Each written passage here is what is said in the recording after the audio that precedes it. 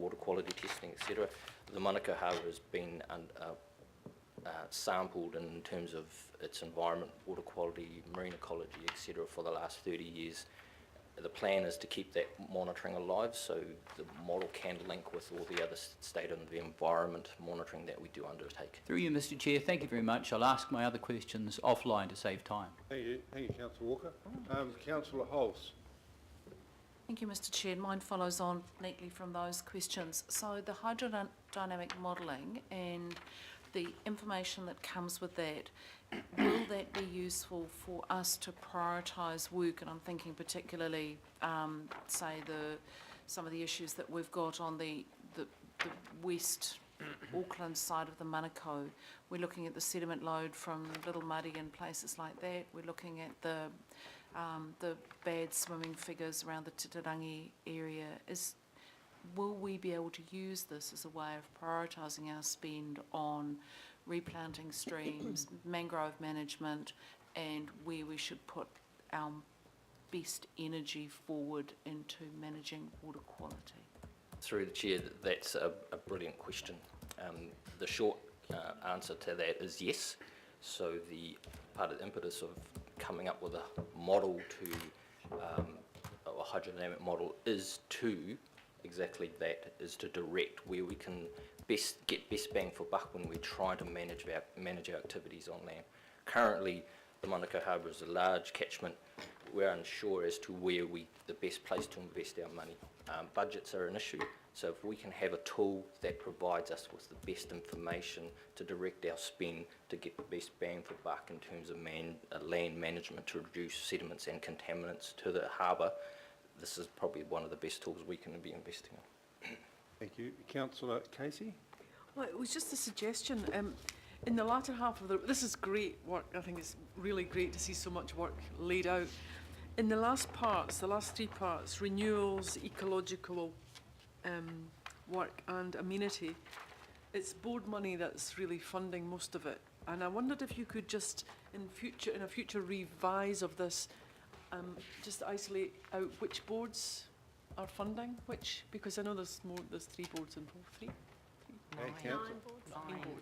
Nine boards involved. I'm thinking about mine. Mr. McDonald? Just to show the breadth, I think, because it just says local, and that means. Mr. McDonald? Just a few questions. Thank you, Mr. Chair. I'm just wondering, we've got a report there from the Waitangi Tribunal that mana whenua need to be involved. Their rights have been deteriorated, particularly around access to seafood and other things. I'm wondering why mana whenua aren't on the forum, and what we're doing to engage mana whenua in the process. Also, whether you've consulted with mana whenua around the work program. I know that treaty settlements in terms of co-management are years away, but meantime we're developing, the vision for Manukau Harbour. We're developing work programs and so forth, and I think Māori are just being invited to be consulted with. And so, if I just correct me if I'm wrong, there's 3 questions within that. So, in regards to mana whenua on the Manukau Harbour Forum, that has been a discussion which has been ongoing, and the Manukau Harbour Forum have agreed with mana whenua to meet with them 3 times a year.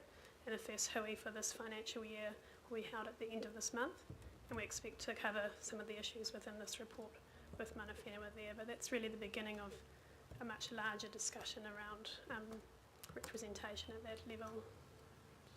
And have they been consulted on the work program? In regards to the work program, there are some areas which have been consulted on specifically, and there are some activities which are co-delivered with mana whenua, such as those by Makaurau Marae, for example. And so was there a third question in there as well? Well, are they only consulted on issues that are relevant to mana whenua specifically? Mana whenua with the rohi within that, which they works generally. The work program itself is a bit of as Emma described, bringing together consolidation exercise of a number of specific works. So we don't have an integrated work program, but I guess in the future, if we look at the strategic planning and develop more integration across those work programs, we could consult with and work in partnership with mana whenua in a more collaborative way. Thank you. And sorry, through the chair, if I could add to that, in the work program being a consolidation of existing projects within council, so consultation and engagement delivery of these projects would have mana whenua consultation as part of that project development. And for example, the projects that Mara was referring to specifically around industry pollution prevention, those projects, for example, are co-delivered and co-designed with mana whenua, particularly in the Manurewa and Mangere o Tahu areas. So the point to note is that while this report itself wasn't consulted with mana whenua, the projects that the work program describes generally are. Right, Councillor Crum, you're going to move the... Yes. Oh, sorry, Mr Walcott, to you. Yeah, just one question. Having been involved with IKHMG, which was partly sponsored with the Rodney District Council at the time, and the ARC, is there any kind of, I'm looking at the work plan, is there anything to kind of work somewhere collaboratively like that group did? I think that's what they're doing. Through you, Mr Chair, in terms of looking at the IKHMG as a model, I do know Richard Nahi has offered his services. He was involved in the IKHMG to come along to a future Manukau Harbour Forum meeting or hui to look at how the IKHMG model can work in the Manukau Harbour as well. Okay. Thank you. Councillor Crum, you want to move it as a seconder? Yep. Councillor Casey seconded it. I think we've had a lot of discussion, but, well... I'd like to make a few points, if I may. Yeah. This is a very good news story for both local board and governing body collaboration and participation. And I wonder if I could just say a few words, but give away at least a minute or two of my time, Mr Chair, to allow Jill Naismith, as the chair of the Harbour Forum, to be able to say a couple of words, even if just a reference to a paragraph or two in your very well crafted letter, Jill. Jill works really hard to bring together 9 local boards representatives. No, Councillor, we're into debate now. I can't have other people coming... Can she not refer to a word or two, Mr Chair? Well, Public input. I don't think that's really proper. I mean, if we're going to start bending the rules to that extent, I mean, it makes the meeting... puts the meeting, as I said to Councillor Walker... On more than one occasion. Makes it difficult. So, Okay, well, I find that a real shame, and It's not a shame, Well, it's how Mr the... Chairman, apologies that can we- I say that actually what we have done as practice around this table is had local boards sit at the table when there's an issue that actually involves them. well, I would have expected that, and in the context of, it's not debate, it's just a reference or a discussion.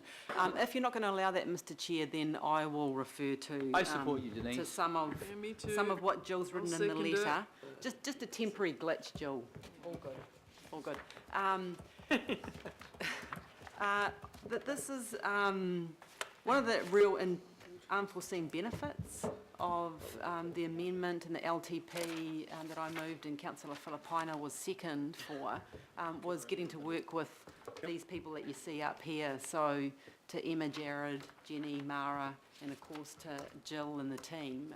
It's been a really fantastic few weeks, actually probably months now you think about it. And I've been very impressed with the way that they've undertaken this whole of council work program that you see, well, summary of activity that you see before you. It hasn't been easy at all for them to approach so many different divisions, departments and figure out what's going on, but it's something that's been sorely needed and forms the basis of how we can approach things going forward.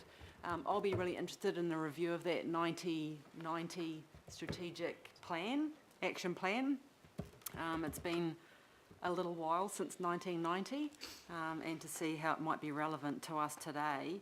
I just want to pick up on that 20K funding that they've had to basically scratch around and find. Without that and without the collaboration of departments, we wouldn't even be able to have a look at the possibility of hydro modelling, so something that staff are doing behind the scenes, essentially for our behalf, and I'm really grateful for that. Jill, in her letter, I just want to point this out because sometimes you pick up stuff that might be perceived about what we're trying to do here, and one of them is that is hydro modelling really the way to go? Some say yes, some say no. And Jill really rightly points out in her last paragraph that the forum are very well aware of potential limitations and expectations that could be up or down or all over the place. So I think that they're very sensible in their approach to this, and we're trying to adopt a sensible approach for the whole of that LTP amendment, given that the 400k identified is sitting there as a possibility. And I want to finish on the note that if we see this forward program and next steps that Mara's identified, we're going to have to at some point make decisions.